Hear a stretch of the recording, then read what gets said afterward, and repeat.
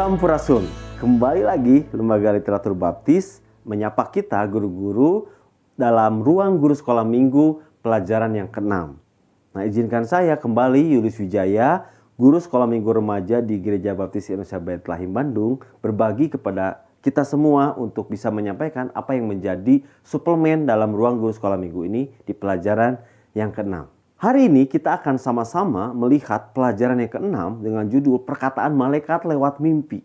Bagaimana Yusuf bisa dengan taat kepada Tuhan karena Tuhan hadir lewat malaikat. Minggu lalu kita sudah belajar tentang Maria dan hari ini kita akan belajar tentang Yusuf. Nah, konteks pelajaran kita diambil dari Matius 1 ayat 18 sampai 25. Gitu ya, dalam bahwa kelahiran Yesus Kristus ini Tuhan menyapa Yusuf, Tuhan hadir kepada Yusuf lewat mimpinya. Dan ini adalah merupakan awal daripada kesatuan yang kedua, kelahiran yang ajaib ya, kelahiran yang ajaib. Kita sudah belajar kesatuan yang ke-1 dan sekarang kita masuk kesatuan yang kedua. Nah, tujuan pelajaran kali ini adalah bahwa bagaimana kita, murid-murid kita bisa mengetahui peristiwa penampakan malaikat Tuhan dalam mimpi Yusuf itu sebagai karya ajaib kelahiran Juru Selamat yang dijanjikan. Dan bagaimana murid-murid bisa mengagumi keajaiban kisah kelahiran Juru Selamat. Dan akhirnya si murid-murid bisa mengekspresikan kekaguman kepada Tuhan itu lewat kegiatan yang dilakukan ataupun talenta masing-masing yang dia punyai. Kita akan melihat dari sudut pandang yang lain.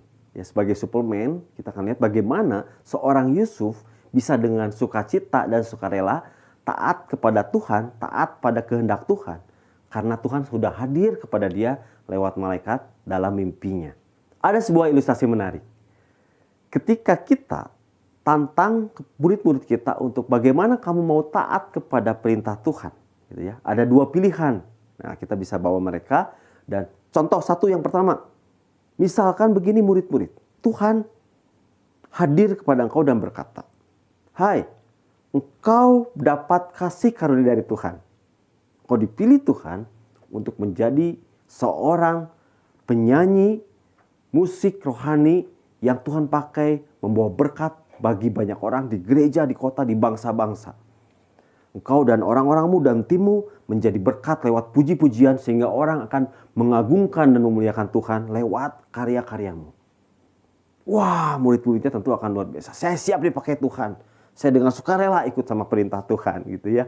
Lalu yang kedua kita bisa lihat sama-sama misalkan contohnya seperti ini. Tuhan hadir kepada engkau dan hari ini Tuhan mau bicara. Engkau dipilih Tuhan, kau mendapat kasih karunia. Dan engkau dipakai Tuhan, pekerjaanmu, usahamu berhasil sedemikian rupa sehingga kau berkelimpahan dalam berkat. Dan engkau akan menjadi saluran berkat di gerejamu, di kotamu, di bangsamu. Kau dipakai kemanapun kau melangkah. Ada banyak orang terberkati dengan berkat-berkat dari engkau. Siap murid-murid? Wah, siap, luar biasa. Itu akan dengan mudah mereka melihat bahwa saya ikut Tuhan, saya diberkati. Nah, tapi bagaimana dengan kisah dari Yusuf? Kita akan lihat sama-sama. Kalau kita lihat konteks dalam pelajaran kita minggu lalu, kita lihat bahwa Maria ada dalam situasi bahwa dia ada fakta dia bisa dihukum mati. Karena dia sudah bertunangan dan ketahuan hamil. Ya. Dalam Ulangan pasal 22 ayat 23 sampai 24a ada ancaman hukuman rajam sampai mati. Mengerikan. Dan kita akan lihat sama-sama bagaimana respon Yusuf terhadap situasi ini. Respon Maria kita sudah lihat, kita sudah pelajari sama-sama di minggu lalu dan kita akan ajak kali ini bagaimana murid-murid bisa melihat respon Yusuf pun ternyata luar biasa menarik untuk dibahas sama-sama. Ya. Kita akan lihat sama-sama dalam pergumulan Yusuf pada saat itu. Yusuf adalah seorang pemuda sekitar 17 sampai 20 tahun yang tentunya mempunyai impian masa depan juga versi dirinya sendiri. Ya. Wah, saya ingin membawa Maria membangun sebuah keluarga yang bahagia. Dia sudah bertunangan dengan Maria, sedang dalam masa persiapan menuju pernikahan, pesta pernikahannya. Tentu ada banyak otaknya dipenuhi dengan kesibukan-kesibukan. Saya mau buat ini, saya mau buat ini, saya mau buat ini. Dengan sukacita dia sedang mengerjakan itu. Wah, saya senang dapat Maria yang luar biasa, cantik, baik gitu ya. Tapi tiba-tiba tanpa angin apapun tiba-tiba hadir ketidakadilan yang dia bisa terima. Maria datang, saya hamil.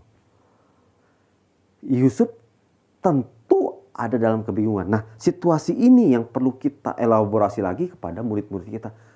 Orang yang berusaha menghidupi kebenaran, tapi ternyata ada dalam situasi ketidakadilan. Maria hamil. Saya tidak melakukan kepada Maria. Ini hamil dengan siapa? Ada mungkin tuduhan-tuduhan dalam dirinya. Jangan-jangan Maria mengkhianati saya. Jangan-jangan Maria hamil oleh orang lain. Atau ada apa lagi nih? Maria bilang, saya mengandung Mesias. Oh ya, Yusuf pun tahu Mesias akan hadir. Tapi belum pernah ada dalam sejarah hamil oleh Roh Kudus. Janji Tuhan digenapi tapi tidak hamil oleh Roh Kudus. Sarah mendapat mukjizat tapi tetap hamil lewat Abraham. Ini tiba-tiba hadir dengan pakai ayat firman Tuhan untuk bilang saya hamil. Ada satu ketidakadilan, situasi yang membingungkan yang dihadapi oleh Yusuf. Padahal dia sedang berusaha menghidupi kebenaran. Dia sedang dalam sibuk untuk membuat pesta pernikahan, gitu ya. Lalu dia pun juga bisa ada ancaman kemarahan yang harus dihadapi. Dia harus bilang sama orang tuanya bagaimana. Orang tuanya pun bisa sama ya, sedang mempersiapkan pesta juga kan. Tapi ini tiba-tiba hamil. Belum kalau ada masyarakat yang tahu. Wah, bisa jadi hukuman mati bisa terjadi. Nah, situasi emosi yang dihadapi oleh Yusuf ini yang perlu kita sampaikan kepada murid-murid kita. Sehingga ya masalah yang dihadapi Yusuf, masalah yang murid-murid hadapi pun sama masalahnya. Situasi galaunya sama, situasi bingungnya sama, situasi marahnya sama. Nah, bagaimana Yusuf memilih keputusan itu yang nanti kita akan sampaikan kepada murid-murid kita supaya murid-murid kita bisa memilih keputusan berdasarkan respon yang benar. Begitu ya. Memang Yusuf pernah nih ada dalam suatu keputusan, saya mau menceraikan. Saya tidak mau, saya mau menghindar dari masalah. Saya mau ceraikan meskipun memang ada sisi baiknya. Dia tidak mempermalukan Maria. Dia bisa memilih. Keputusan perceraian di depan umum disebarkan kepada orang dan Maria bisa dihukum mati. Tapi dia karena karakternya dia itu baik, dia juga akan memilih, saya mau menceraikan secara diam-diam. Saya tidak mau ikut-ikutan. Masa depan saya sudah hancur, ya sudah bersama Maria. Saya mau lepas, mau hindar dari masalah. Ada satu keputusan dari Yusuf yang ternyata menarik perhatian Tuhan. Nah, ini juga perlu kita sampaikan bahwa ternyata Tuhan hadir di dalam setiap pergumulan masalah kita. Dalam buku cerita kita, dalam buku pelajaran kita, Tuhan hadir lewat malaikat yang menguatkan Yusuf lewat mimpi. Memang ada banyak cara Tuhan hadir. Untuk Yusuf, Tuhan berbicara lewat mimpi. Sampai 4 kali Yusuf diberi mimpi oleh Tuhan. Nah, untuk saat ini Tuhan berbicara bisa dengan banyak hal. Tapi yang terpenting Tuhan bicara lewat firman Tuhan. Artinya kita harus sampaikan juga kepada murid-murid kita bahwa membaca firman Tuhan artinya kita bisa mengenal Tuhan. Ada banyak jalan-jalan, ada banyak solusi-solusi lewat firman Tuhan. Nah, ini yang perlu kita sampaikan bahwa ternyata Tuhan hadir dalam setiap pergumulan Yusuf. Sehingga kehadiran Tuhan, perkataan malaikat Tuhan ini bisa membuat Yusuf memilih respon yang benar. Karakter Yusuf yang tulus hati di ayat ke-19. Tuhan murnikan, Tuhan perdalam lagi sehingga bisa menjadi ketaatan kepada Tuhan yang lebih lagi. Yusuf yang mungkin masa depannya sudah mulai tergoncang, tapi sekarang dia bisa hadir. Saya mau belajar tunduk sama otoritas Tuhan dibanding keinginan diri sendiri. Ini perlu ditekankan bahwa ternyata kita bisa dan harus untuk lebih taat kepada Tuhan dibandingkan kepada keinginan diri sendiri. Sehingga kita bisa mengerti, murid-murid bisa mengerti bahwa seluruh keberadaan diri kita, termasuk talenta kita, dipakai untuk kepentingan Tuhan. Yusuf yang sudah punya rencana sendiri, tapi sekarang Tuhan mau pakai dengan segala keberadaan Yusuf, engkau akan menjadi ayah dari Yesus. Nah, sehingga Yusuf bisa mempraktikkan kasih yang tulus. Dia bisa belajar berkorban mengasihi Maria dan bayi Yesus yang bukan anak kandungnya. Kenapa? Karena dia mengalami kasih karunia Tuhan. Tuhan hadir lewat mimpi kepada dia. Tuhan nyata perkataannya menguatkan dia. Dan akhirnya dia bisa menyalurkan kasih karunia dalam setiap aktivitasnya. Ini, karakter ini yang perlu kita tekankan kepada murid-murid kita. Bahwa dalam setiap pergumulan masalah Yusuf bisa mengambil keputusan yang benar. Terakhir, saya ingin bagikan sebuah ilustrasi kisah nyata dari seorang atlet profesional bernama Tim Tebow. Ya, nah dia adalah seorang anak dari misionaris Baptis yang pada saat itu kelahirannya, pada saat itu keluarganya sedang di Filipina. Pada waktu ibunya hamil, ada sebuah kabar yang tidak enak. Dalam kandungannya ada kelainan, sehingga dokter menyarankan harus diaborsi. Harus diaborsi. Nah, ibunya punya keyakinan iman yang luar biasa bahwa saya akan tetap memberi anak ini sampai lahir karena dia yakin bahwa ini adalah anak yang dipilih oleh Tuhan menjalankan rencananya Tuhan. Singkat cerita, lahirlah anak ini, Tim Tebow. Dan ketika dia beranjak pemuda, dia sudah mengerti apa yang menjadi tujuan hidupnya. Apa yang Tuhan bisa pakai lewat talentanya dia. Nah, dua hal yang menarik dari seorang Tim Tebow. Ada Tebow Rule dan Tebowing. Yang pertama Tebow Rule. Ini adalah sebuah aturan Tebow disebutnya, saking viralnya. Pada saat itu, atlet-atlet American football memberikan coretan hitam di bawah matanya itu yang dengan tujuan untuk menghindari silau daripada matahari. Ya. Hal yang simpel sebetulnya. Tapi seorang Tim Tebow bisa mengerti, bisa memakai apapun yang dia punya untuk memberitakan pekerjaan Tuhan.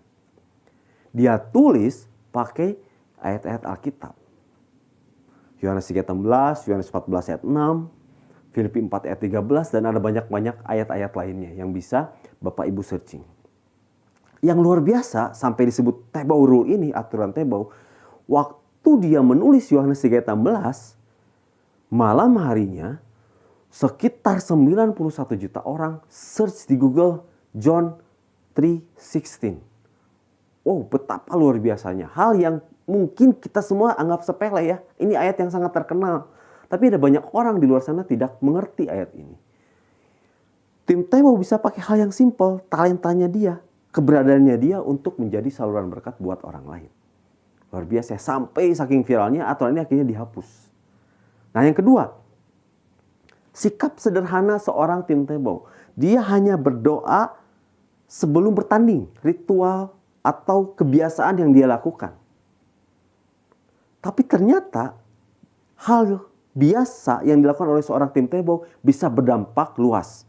Sampai sikap dia berdoa pun akhirnya jadi viral dan disebut Tebowing. Ini lahir dari seorang pemuda yang mengerti bahwa hidupnya adalah untuk menjalankan kehendaknya Tuhan. Padahal dia berasal dari sejarahnya dia hampir diaborsi. Nah, inilah yang perlu kita sampaikan buat murid-murid kita.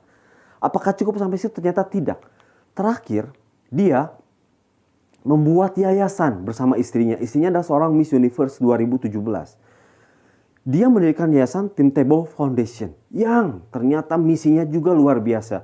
Dia mencari mengumpulkan anak-anak yang oleh sekeliling mungkin dianggap tidak berharga. Mungkin dianggap hina.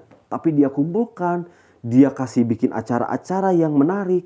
Acara-acara yang temanya sudah sangat jelas dan sangat fokus bahwa kalian adalah anak-anak yang berharga di hadapan Tuhan. Yayasan yang luar biasa.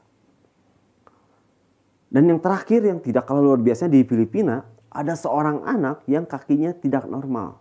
Seperti gambar di sini. Tim Tebow Foundation mengeluarkan dana yang cukup besar untuk mengoperasi anak ini sehingga anak ini bisa kembali normal. Seorang atlet Amerika yang tetap bergaul, tetap milenial, tapi dia tahu bahwa Tuhan mau memakai dia, mau memakai keberadaan dia untuk menjalankan perintah Tuhan. Tuhan bisa memakai Yusuf, Tuhan bisa memakai Tim Tebow. Nah, pergumulan ini, keputusan ini yang akan kita bawa kepada murid-murid kita untuk mereka bisa memahami bahwa kisah dalam Alkitab itu hidup, kisah dalam Alkitab itu nyata, ada pergumulannya, ada kerelaan keputusannya dari seorang Yusuf, sehingga Yusuf bisa bilang seperti ini. Bukan soal benar atau salah tentang situasi yang dihadapi, tapi bagaimana respon kita mengatasi situasi tersebut. Yusuf pernah dalam situasi, saya mau memilih, saya bisa menghindar, saya bisa melakukan hal yang salah. Tapi ketika Tuhan hadir lewat mimpi, Yusuf bisa meresponi itu dan Yusuf bisa dengan sukarela, dengan sukacita, saya akan mentaati perintah Tuhan. Demikian pelajaran yang ke-6, suplemen Ruang Guru Sekolah Minggu. Dan saya berdoa Bapak, Ibu, dan saudara sekalian diberi hikmat yang luar biasa oleh Tuhan dalam menyampaikan pelajaran kepada murid-murid, sehingga murid-murid bisa mengambil pelajaran, bisa mengambil hikmat, bisa mengambil kasih karunia ini, sehingga mereka bisa dengan sukarela mau taat sama perintah Tuhan. Sehingga mereka bisa dipakai oleh Tuhan dalam setiap keberadaan dan talenta mereka. Terima kasih, kita akan kembali berjumpa dalam Ruang Guru Sekolah Minggu di pelajaran berikutnya. Tuhan Yesus memberkati.